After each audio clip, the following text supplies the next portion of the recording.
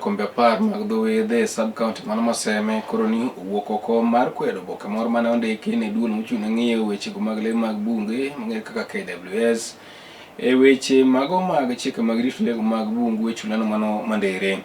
Ne gikawo kano makende mawach ni weche kaka kalo kiewo to kod tiyo gi chike ma ok opwodhi gin moko kuom mago mabende koro gikwedo ka koro giwacho ni ok gimor kod kaka obokeno yande ne ogole. Kano tele kanyo kod migosi Charles Awiti gikwedo obokeno ma giwacho ni ok oluwo chike kata paro makare ka koro felo gobliso chieng' miwa ler e wacho nogo. Jotend wedhego mane loso kod jofwambo kotelnegi kod jakom margi Charles Awiti nokale par achiel mar kwedo obokeno magiwacho ni nokosumo pachgi kaka jokombe 11 duto mawuok e sub-county Maseme kendo wacho ni mano paro manondiki kod ng'at achiel mawuok e dho wath achiel ma Asat. Awacho ni baruano wakwede kendo ok en barup Seme koriwore te nikech achiel Seme oyienwa bet to wayalo to kwatimo gik moko to koyiene bich achiel kata ng'at achiel bet to timo gimoro to wacho ni gino gir Seme, koro gino ok en girwa. Awiti oyango siep mar dongruok magisebedo godo kod apisas mag rito lee mag bunge e chula Mandere kokwayo jopiny mondo koro ni orit nam kod alwora mare kaka yudo mar yudo nweng'o makare komedo semogi mondo kik girwak paro mar podho dongruoge alwora mar dho wedhe. Kuonde kwa rito maber wabiro yudo rech kendo wabiro bedo gi kwe kendo jowa biro yuto bedo gi nweng'o maber. Omiyo gimomiyo wariwore gi madam nyaka nyo chak rito Ndere koro en kama kebete yudo rech kendo rech koro ng'eny kabisa be momiyo ji bire.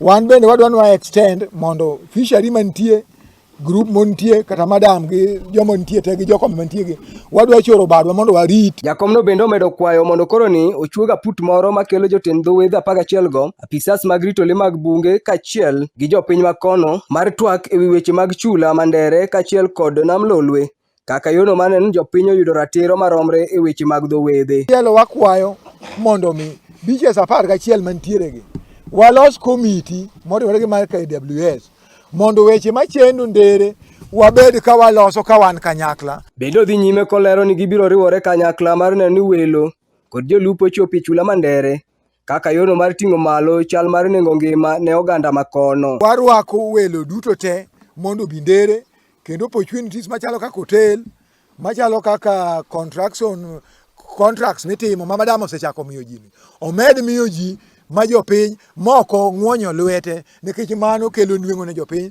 kendo mano be kelo tudruok mayot gi tich mayot kod jopiny. Korka kore to nyadendi Pamela Kinyi ma en jakom mar dho wath Mabao to dok ne jatend apisas mag rito lee mag bunge makono Mikayi Pauline Okode mowacho ni nyaka ne chak bedo kanyo giseneno lokruok mage maber kaka jodak Maseme kendo kwayo jopiny alwora makonono mondo koro ni obed kode kod kwe. Madam osekonyo ahinya mondo mi warit alworawa. Nitiere kaka wan mine tije moko nyalo wuok kanyo tinyalo luongwa, nyithindwa bende inyalo mitich kuondego ka thuolo nitie ni waketo kwe mwawinjore gi madam. Mikayi Pauline omedo dhi nyime ka kwayo mondo olos romo moro e piny maoko ne gin kaka jotend dho wedhe mar somo riekni mag rito dho wedhe kod chula. Onego terwa kamoro kaka wan jokombe kata community moko be inyalo kaw mondo mi oterwa